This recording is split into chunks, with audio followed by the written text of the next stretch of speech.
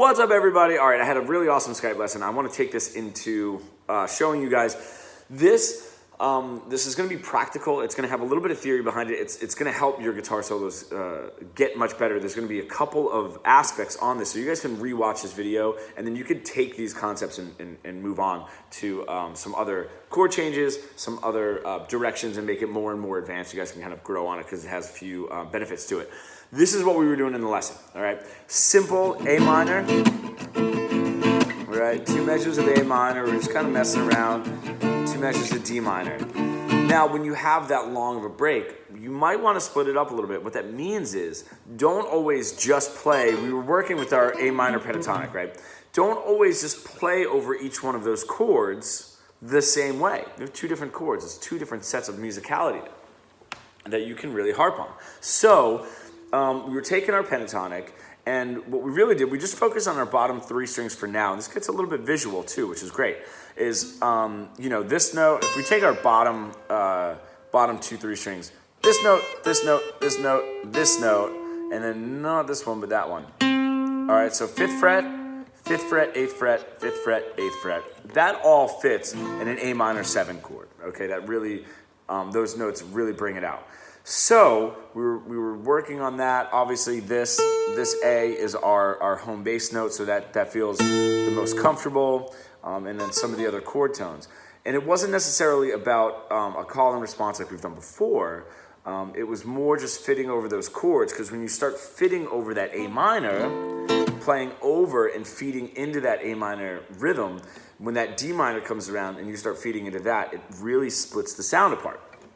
So the other thing too is we were getting up here to the 10th fret of both strings. So that 10th fret of the 2nd string is also your home bass note. So it's kind of like your pentatonic up, 5, 8, 5, 8, 10, 8, 10, 8 as well. We were kind of getting up in that direction. So now visually, all right, so if you guys don't know the natural minor scale, especially in your bottom 3 strings, it has those notes. It has the 5th to the 6th fret, and obviously the 8th fret because it's the pentatonic as well. It's a couple notes added into the pentatonic.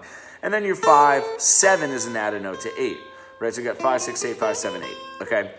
The reason that that's important is when we switch to our D minor, all we have to do is look at the D minor, especially on the last 3 strings. You have this. All right, and then if we were gonna jump up, that also is the flat 7, and then the 10th fret is our D up here, right? So, and this is also our flat 7. So you kind of have like 5, 7, 6 on the 2nd string, 5 on the 1st string, 8, and 10. Now, you use those notes when you switch to the D minor to harp on, okay? So you got your A minor.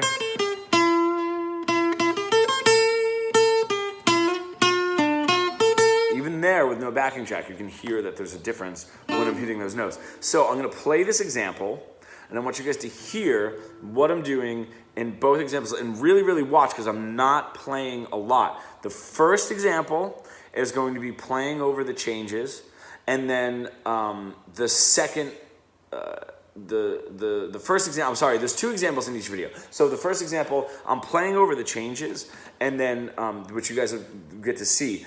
What I also want you to do is re-watch that video, because what I start doing too is you play over the changes, you get used to that, and then one little added dimension that I wanted to give you guys is actually switching to those changes on the measure before it happens. So, and I'll show you guys that. So it's 2 times through that progression where I'm playing over the changes, and you guys can really see what notes I'm hitting for the D minor, what notes I'm hitting for the A minor. All right, and really, really harp that in. And I can tab it out if you guys really need to. Send me a DM and I can tab it out.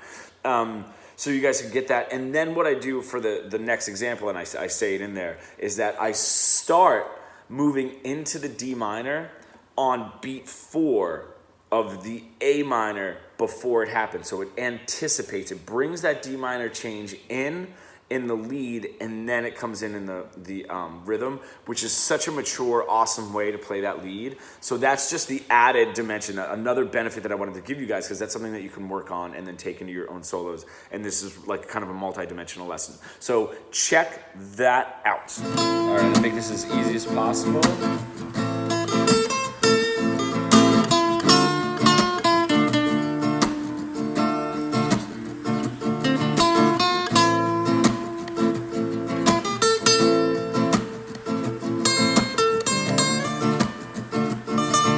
for the D. Now I'm going to do it a little bit before.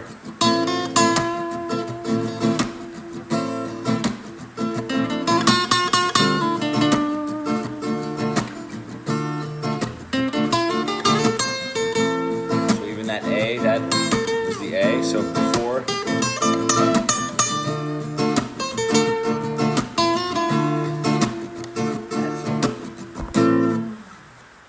So I stayed very melodic and very easy. To move a little bit forward in it, I'm just going to play another example where I kind of harp a little bit more on the arpeggio side of it. So just instead of just kind of, you know, those notes for the D minor change, I'll do like a full, right? So that really outlining that chord. 5, 7, 6, 5, 8, 10 for the D minor, and then, you know, your 8, 8, 5, 8, 5, 5 there for the A minor. So just so you guys can see it, because that helps a little bit more visually. So check that out.